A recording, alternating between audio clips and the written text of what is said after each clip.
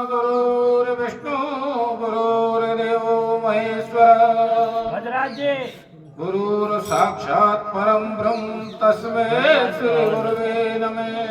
गजराज को हाथ सतगुरु मिला जो जानिए ज्ञान उजाला हो, भरम का भांडा तोड़ कर रहे अकेला हो। गुरु मिला हुआ जब भी जाने गजराज जी जो भ्रम है, क्या आत्मा है क्या परमात्मा है, इस भ्रम को दूर कर दे और अपना अलग अस्तित्व बना दे, अलग पहचान बना दे समाज में, और वो परम सत्य है उसके नजदीक पहुंचा दे, तो ही गुरु मानो उसको। जब हम बुराई के मार्ग पर चल रहे हैं तो गुरु हमको भलाई के रास्ते पर ला सकता है, ऐसा ही गुरु परम गुरु माना जाएगा। जब तक हम भलाई के रास्ते पर नहीं आएंगे, जब तक जिस सत्य का बार बार जिक्र आ रहा है उसका अनुभव नहीं कर सकते। माला जपने से कुछ नहीं हो सकता, कर्म ही प्रधान है। और चारों वेदों में भी उस सत्य के विषय में बताया गया है, वो एक ही है। अर्थवेद कह रहा है एकम सत्य ब्रह्म एकम द्वितीय नास्ति, ब्रह्म एक है दो नहीं है। अद्वितीय एकम एव, वह एक ही है, उसके समान दूसरा नहीं है। कुरान भी इस बात को बता रही है, ला इलाहा इल्लल्लाह, परमेश्वर एक है और दो उसको छोड़कर दूसरों को पूजना घोर पाप है।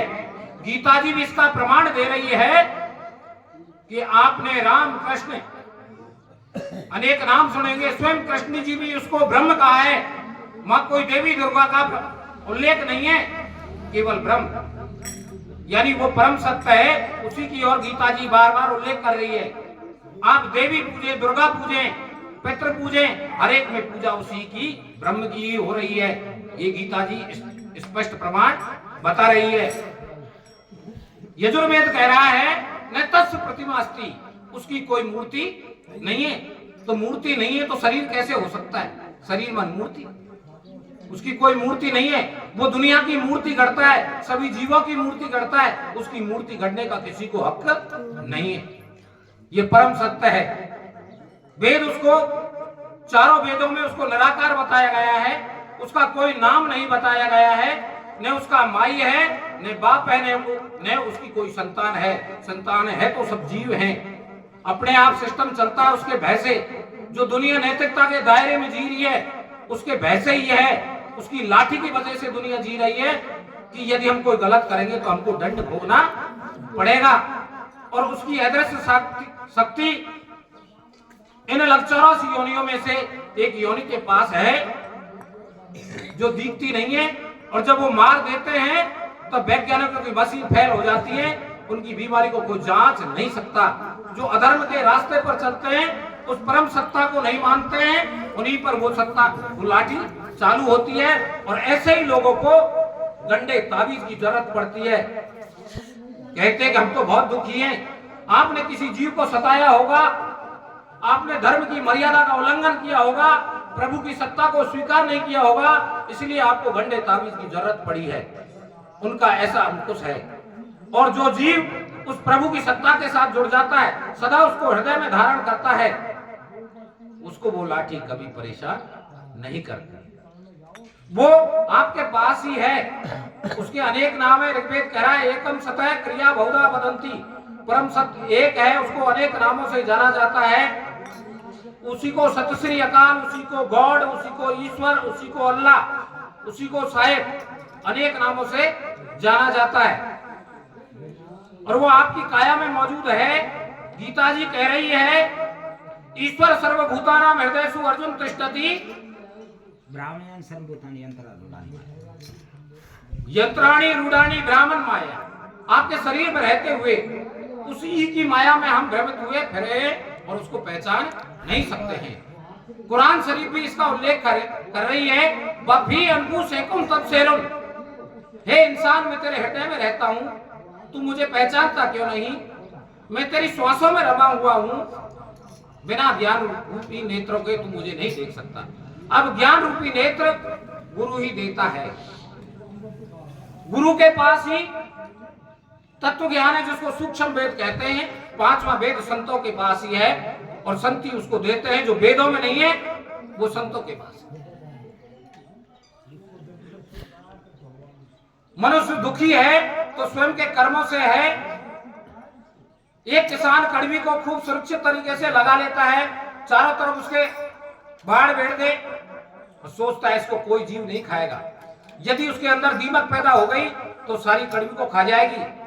और किसी परिवार का कोई मुखिया होता है, पूरे परिवार को संगठित कर ले कि एक आदमी नहीं खसकना चाहिए, भाई बंधन में रहना है, संगठन बना के रखना है। लेकिन उस परिवार में यदि बुराई रूपी दीमक पैदा हो गई तो पूरे कुनबे का पतन कर देगी।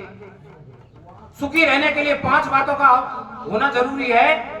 अच्छा खाना, अच्छा पहनना, अच्छी मेहनत, अच्छे लोगों की संगत, सदा परमात्मा को हृदय में धारण करना। जो खेल चालू होता है वो भोजन से चालू होता है। सारी प्रक्रिया भोजन से चालू होती है। छांदोग्योपनिषद में लिखा है, आहार शुद्धे सत्व शुद्धे सत्व शुद्धे ध्रुवा स्मृति स्मृति लंबे सर्व ग्रंथि नाम वे प्रमोक्ष है। जब हमारा भोजन शुद्ध है तो हमारा अंतःकरण शुद्ध है। यदि अंतःकरण शुद्ध है तो हमारी बुद्धि शुद्ध और अटल होगी।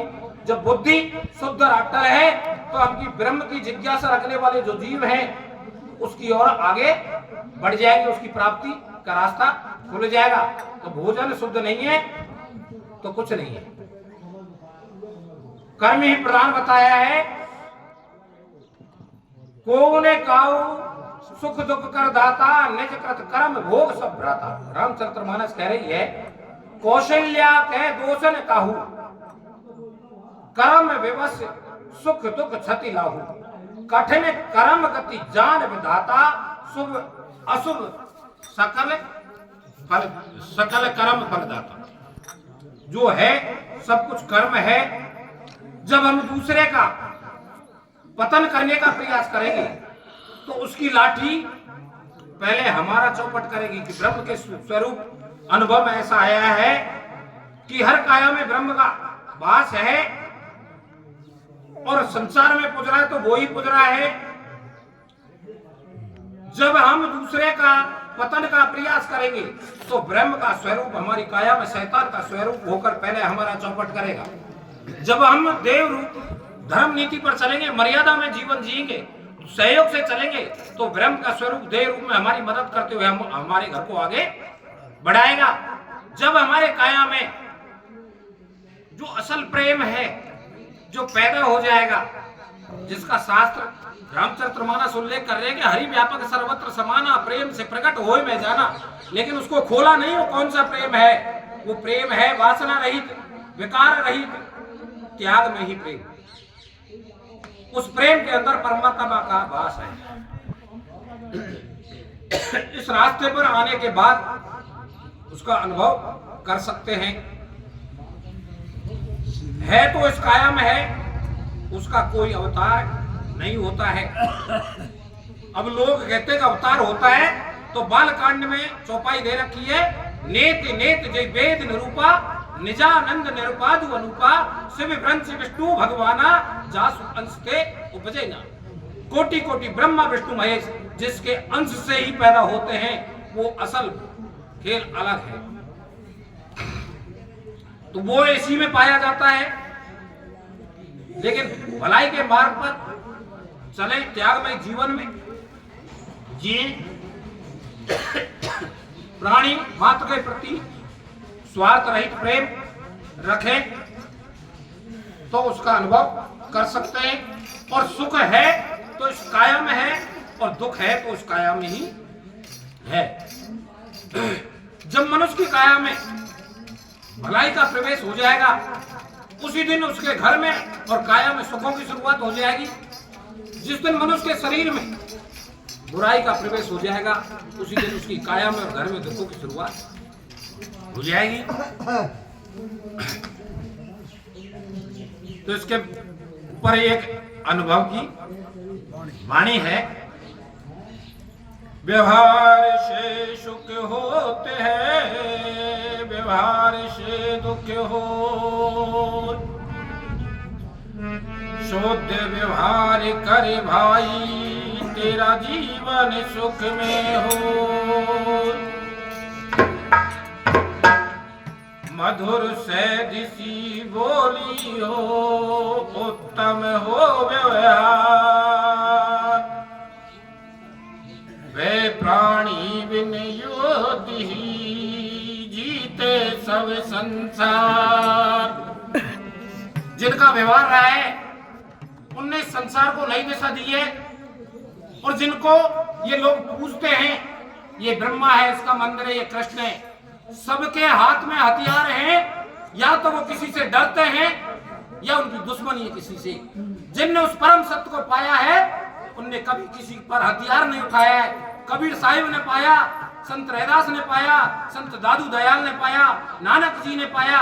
उनने किसी पर हथियार चलाया हो तो बता दो। उन्हें अपनी वाणी के प्रभाव से समाज को नई दिशा दी।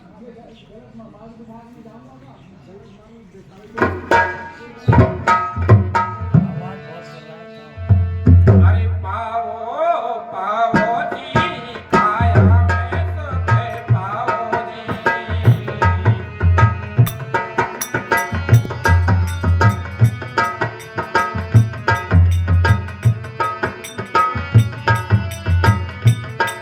अरे पाओ पाओ जी काया में सुख पाओ जी।